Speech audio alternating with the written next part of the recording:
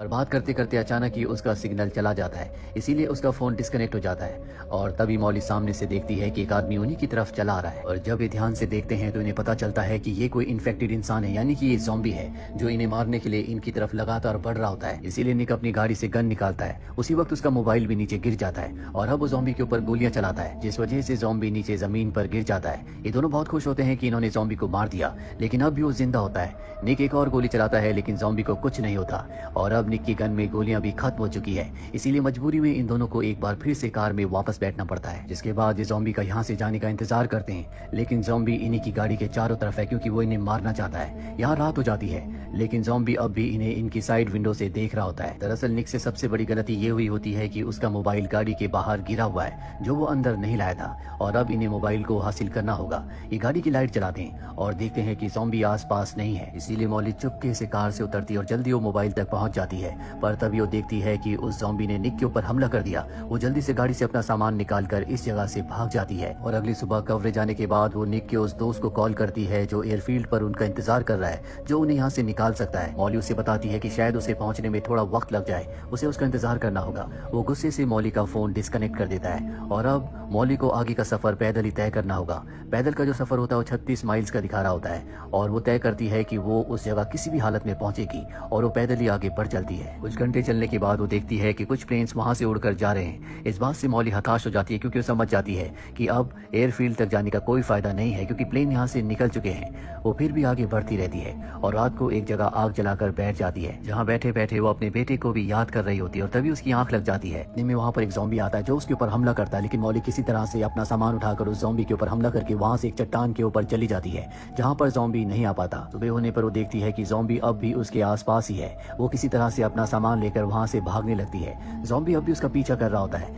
लेकिन ज़ॉम्बी बहुत स्लो होता है, इसीलिए वो उस तक इतनी आसानी से नहीं पहुंच सकता। हालांकि मौली उसकी तरफ पत्थर फेंक कर उसे यहाँ से जाने के लिए भी कहती है, लेकिन वो बिना जवाब दिए लगातार उसकी तरफ बढ़ता चला जाता है। और अब एक बार फिर से रात हो जाती है। मौली एक चट्टान के ऊपर जाकर रात बिताती है। मौली को पता है कि ज़ॉम्बी स्लो होते हैं, वो चट्टान के ऊपर नहीं चढ़ पाते, इसीलिए वहाँ पे सुरक्षित है। सुबह जब उठती है तो एक बार फिर से उसे निक के दोस्त का कॉल आता है। वो कहता है कि तुम्हारे पास कल सुबह तक का वक्त है। कल सुबह अगर तुम एयरफील्ड तक नहीं पहुंची तो हम यहाँ से निकल जाएंगे।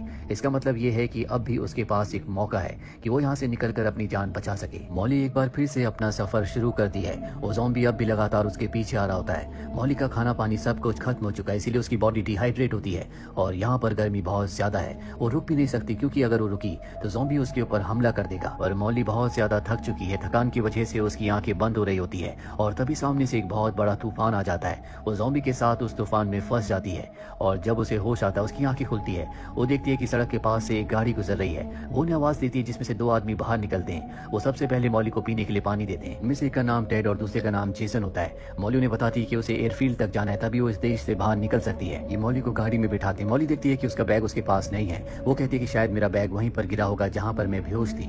ये दोनों के दोनों उसका बैग लेने के लिए जाते हैं। मौली गाड़ी में देखती है कि एक पिता और बेटे की फोटो है और फोटो में बेटे ने जो कैप पहनी होती है इस वक्त वो जेसन ने पहनी होती है और पीछे कुछ खून के निशान भी होते हैं। मौली समझ जाती है कि ये दोनों के दोनों खूनी है और अब ये दोनों गाड़ी में आने के बाद मौली से कहते हैं कि हमें भी एयरफील्ड जाना है, तुम हमें वहाँ का पता बता दो कि एयरफील्ड कहाँ पर है। मौली को मजबूरी में उन्हें एयरफील्ड का पता बताना पड़ता है, जिसके बाद ही मौली को मारने की कोशिश करते हैं। मौली जोर जोर से चिल्लाना शुरू कर देती है और तभी हम रेत को हिलते हुए देखते हैं, जिसके अंदर से वही ज़ॉम्बी निकलता है जो कई दिनों से मौली का पीछा कर रहा है। और अब वो उस जगह पर आता है जहाँ पर मौली को दोनों लोग मार रहे होते हैं। वो जेसन के दोस्त की गर्दन पर काट लेता है और जेसन वहाँ से किसी तरह से गाड़ी लेकर भाग जाता है। गाड़ी से कुछ खाने पीने का सामान नीचे गिर जाता है और अब मौली एक बार फिर से इस भीड़ में अकेली है। उसके पीछे अब भी वो ज़ॉम्बी आ रहा होता है। उसे समझ नहीं आता कि उसे उस ज़ॉम्बी के ऊपर विश्वास करना चाहिए या नहीं, क्योंकि उसने उसकी जान बचाई है। पर सच तो ये है कि वो एक ज़ॉम्बी भी है। मौली को यहाँ पर सामान खींचने में बहुत परेशानी हो रही होती है। दरअसल उसके पास एक एयरबोट भी होती है जो गाड़ी से गिरी थी और अब वो उस ज़ॉम्बी पर भरोसा करती है। वो ज़ॉम्बी के गले में उस बोट को बांध देती है जिसमें वो सामान भी रख लेती है और धीरे धीरे आगे बढ़ना शुरू करती है। जिसके बाद वो ज़ॉम्बी को अपनी कहानी बताती है कि पहले वो एक पोल डांसर थी। वो कम उम्र में माँ बन गई थी। उसने एक बेटे को जन्म दिया था, लेकिन उस वक्त वो उसकी देखभाल करने के लिए पूरी तरह से तैयार नहीं थी। इसीलिए उसने अपने बेटे को अपनी बड़ी बहन को दे दिया और उसी ने उसके बेटे की देखभाल की। वो अब भी अपने बेटे को बहुत मिस करती है और अब वो तय करती है कि वो ज़ॉम्बी को ट्रेन करेगी। अगर वो उसका कहना मानेगा तो उसे अपने साथ ले जाएगी, नहीं तो यहीं भीड़ में छोड़ देगी।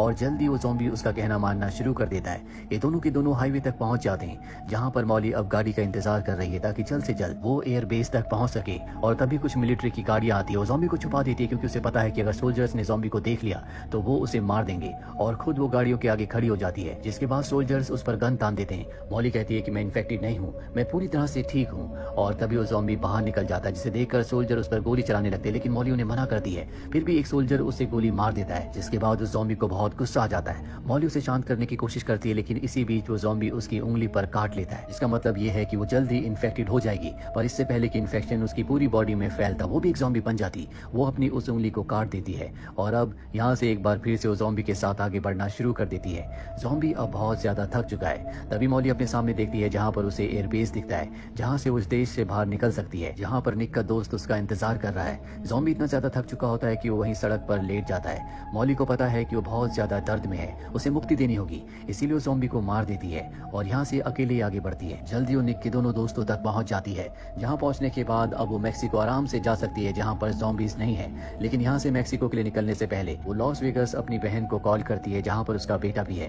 कॉल को उसका बेटा उठाता है, जो बहुत ज्यादा डरा हुआ होता है। वो कहता है कि मुझे घर पर बंद किया गया है, घर के बाहर चारों तरफ ज़ॉम्बीज हैं जो मुझे मारना चाहते हैं। और अब वो अपने बेटे के लिए बहुत ज्यादा चिंतित होती है। वो समझ जाती है कि उसकी बड़ी बहन शायद इन्फेक्टेड हो गई है या वो मारी जा चुकी है। अब उसे पता है कि उसके बेटे को उसकी जरूरत है, इसीलिए वो मेक्सिको के प्लान को कैंसिल कर देती है। दोनों के दोनों यहाँ से निकल जाते हैं और वो किसी तरह से ज़ॉम्बी से लड़ते हुए गाड़ी तक पहुंच जाती है, और जल्दी गाड़ी से लॉस वेगस की उस जगह पहुंच जाती है जहाँ पर उसकी बड़ी बहन रहती है। और जब वो अपनी बड़ी बहन के घर के अंदर जाती है तो उसे पता चल जाता है कि उसकी बहन और उसका पति मारे जा चुके हैं। वो अपने बेटे के कमरे में जाती है और देखती है कि उसका बेटा अपने टेंट के अंदर छुपा हुआ है, बहुत ज्यादा डरा हुआ होता है। वो अपने बेटे को लेकर नीचे आती है, जहाँ दरवाजे के बाहर बहुत सारे ज़ॉम्बीज हैं जो अंदर आने की कोशिश कर रहे हैं। वो अपने बेटे से कहती है कि तुम मेरे पीछे रहना। उसके हाथ में शॉवेल होता है और वो आगे बढ़ती है और ज़ॉम्बी के ऊपर हमला करती है और यहीं पर ब्लैकआउट हो जाता है, जिसके बाद ये फिल्म, ये कहानी यहीं पर खत्म कर दी जाती है। आपको क्या लगता है कि जो ज़ॉम्बी मॉली के पीछे आ रहा था, जिसने उसकी मदद की थी, वो ऐसा क्यों कर रहा था? उसके दिल और दिमाग में क्या चल रहा था? जबकि हर एक ज़ॉम्बी या तो दूसरे इंसान को मारना चाहता है या उसे इन्फेक्टेड करना चाहता है। अगर आपके पास इसका जवाब है तो कमेंट बॉक्स में जरूर लिखें। उम्मीद करते हैं कि ये कहानी आपको पसंद आई होगी।